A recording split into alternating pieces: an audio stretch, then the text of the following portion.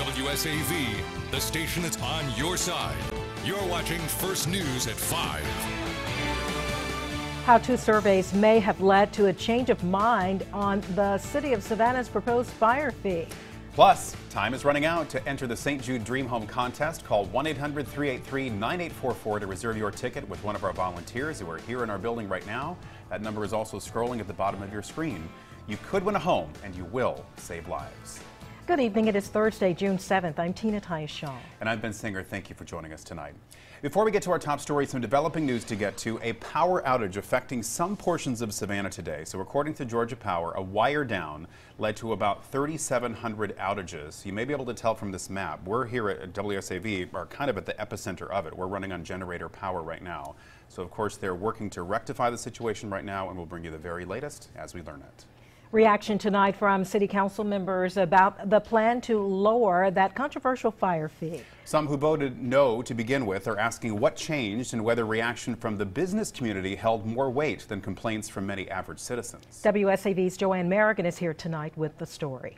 That is right, Ben and Tina. Mayor Eddie Deloach did say yesterday the city was listening to citizens, and one alderman who supported the fee said a lot of things have prompted the new plan to lower this fee and cut the budget in other areas. Now, we're also hearing that within the past month, 2 surveys done by the Chamber and the Tourism Leadership Council were completed and presented to the mayor and to aldermen. Those surveys did contain feedback from business owners and others about the fee.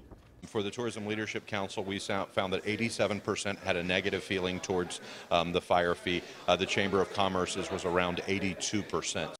Michael Owens from the Tourism Leadership Council said several hundred people responded to those surveys, many saying the fee was too high and the city should do more to control spending. While Alderman Van Johnson, who never supported the fee, says regular folks have been saying the same thing to the majority of the council. They did not listen to the citizens. They didn't listen to their elderly residents. They didn't listen to those who are poor. They didn't listen to ministers. They didn't listen to anybody. Then the business community, who was important, does a survey, and all of a sudden now they have a change of heart. Well, the council will meet later this month to hammer out how to move forward. The new plan is to cut the fire fee in half. Johnson says he still doesn't support a fee at all, and those who do support even a lower fee say cuts will be needed now in other areas. Joanne Merrigan, WSAV News 3. Joanne, thank you. The Chatham County Commission will be calculating its budget tomorrow. Today, they wanted to get something straight about the millage rate. The county originally sent out an email announcing a proposed property tax increase, but when News 3 dug a little deeper and asked more questions, we found out that's not the case. The increase is above something called the rollback rate, which is connected to reassessment of property values and tax revenue. All you need to know is it's good news for folks in the county. You don't have to worry your millage rate, your property taxes are staying the same as last year. The Savannah-Chatham County Public School System needs to raise more money for schools, and it looks like you will be paying more for it. The board unanimously approved a $2.25 million increase for the 2018-19 school year. So what does that mean for you? Well, for every $100,000 home, your property taxes will increase by $22.50. The board wants to increase their total budget to $192 million, which includes a 4% teacher retirement rate increase and a $1 million increase for state health benefits. The final vote on the budget is set for June 20th. Savannah's new controversial marijuana ordinance goes into effect in a few weeks, and police officers are getting trained on how to implement the new law. News 3's Trish Williford is joining us now with information on how the police department is preparing. Trish? Savannah city leaders want police officers as well as citizens to be aware of the new law now, so there's no confusion later. Well, according to the ordinance, if a person is found in possession of less than an ounce of pot, a Savannah police officer has the option to issue a ticket of up to $150. And right now, SPD officers are being trained on how to apply the law. Officers must take a web-based training course prior to July 1st and will receive additional training in the future. And it's also important for citizens to understand the new law, too. It's just understanding that the officer does have discretion as it relates to this, that they have the opportunity to understand what the state marijuana law is and what the ordinance is. They still have the ability to arrest if they feel that they need to, but in the case, they also have the opportunity to write it as a city ordinance violation. Remember, the new marijuana ordinance only applies within Savannah's city limits. Trish Willer for WSAV News 3. Trish, thank you. Good news regarding a missing teenager we first told you about last night. 18-year-old Monty Moultrie has been found and is now back at home. Community members collecting donations tonight after a family lost their child and all of their belongings in a fire last week. Now, another one of their children continues to fight for her life. Fire officials say a 5-year-old girl died while trapped inside the apartment on Graydon Street. Another child remains at the Augusta Burn Center. The Tourism Leadership Council set up a GoFundMe account to support this family. The group Women Empowering Women is also collecting items like clothing and furniture. If we can only just take weight off of their shoulders in regards to helping them rebuild their home while they concentrate on nurturing their family back to health. Right. And as a community, that's what we should do. We should reach out and help.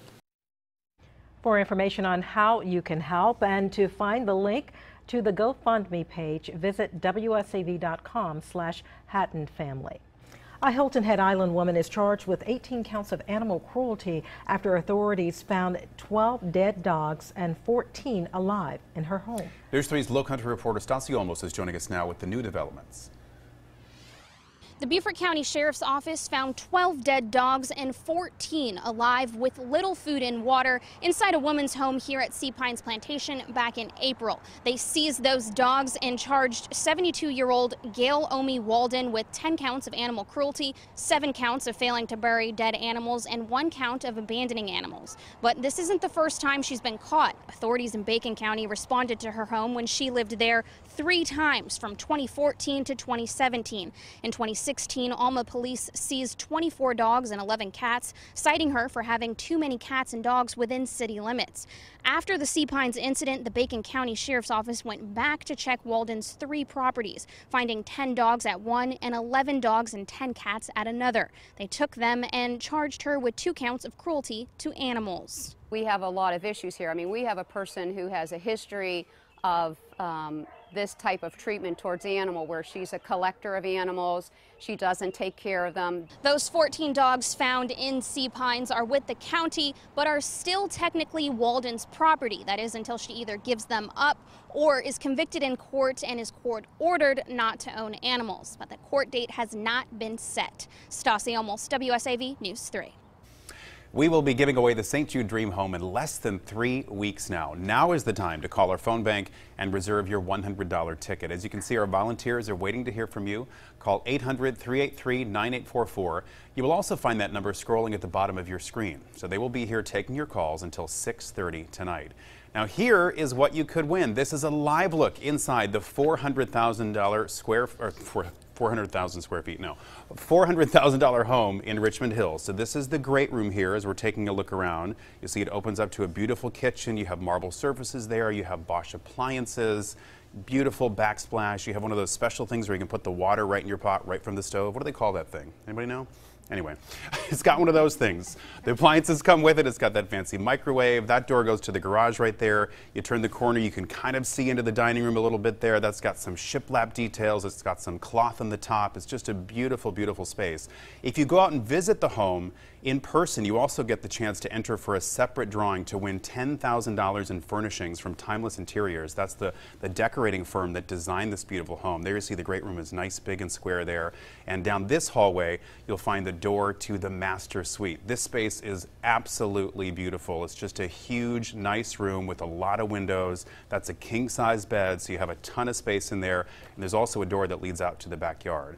All right, that's a taste of the first floor. We're going to tour this home throughout the next hour and a half here for you. In the meantime, I want to tell you this.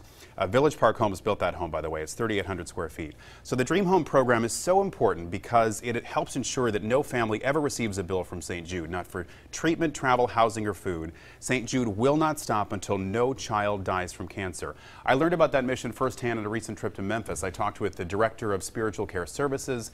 He's the man who's in charge of the chaplains at St. Jude who addresses the spiritual needs of patients, their families, and even the staff. His staff is well versed in all sorts of faith traditions, and in his 31 years with St. Jude, Brent Powell told me that one of the most awe-inspiring things is the display of altruism, the selfless concern for the well-being of others.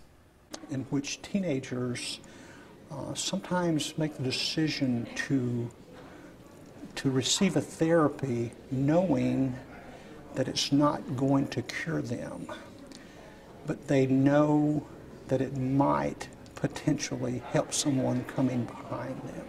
You know, it's inspiring as a staff person. It's inspiring to see that when you're in a situation, your most critical time of your life, that there's always the potential, the hope and the faith enabled to help you transcend that and take it to another level.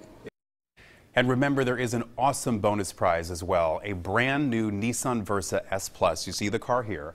The car is worth $15,000 and has been generously donated by Granger Nissan right here in Savannah. So to be eligible for this bonus prize, you must buy your dream home ticket by tomorrow night. That's the deadline for the car bonus prize. Even if you win the car, you are still eligible to win the home. So call that number now, 800-383-9844. Another group of kids got to leave their home today, trading it in for some fun in the sun. Pockets Full of Sunshine held their annual beach event at Burke's Beach on Hilton Head today. The group provides social inclusive activities and employment opportunities for people with special needs. This event allowed everyone to have fun with surfing and paddleboard lessons or just playing in the sand. Organizers say it is about bringing two groups together to learn and enjoy. Part of our mission is inclusion, and we strongly believe that everybody deserves to be an active participant in their community. And so we want this event to bring all of our community together, to blend people of all ages, all abilities, and just let everybody have a really fun day. It's just a good feeling to see him having fun and having a good time, and like I said, having an experience that he otherwise wouldn't get to have. More than 200 people came out to the 4th annual event, which was free to everyone who attended. Still ahead tonight, a historical first for Savannah. The significance behind the huge honor for one influential Savannah man and his legacy. And coming up in the complete Storm Team 3 forecast, it has been dry most of the work week, but things are going to change in a big way starting tomorrow. Tracking storms, that's all coming up after the break. And at 5:30, we're hearing what President Trump has to say about his upcoming summit with North Korean leader Kim Jong-un. You're watching WSAV First News at 5, and we'll be right back.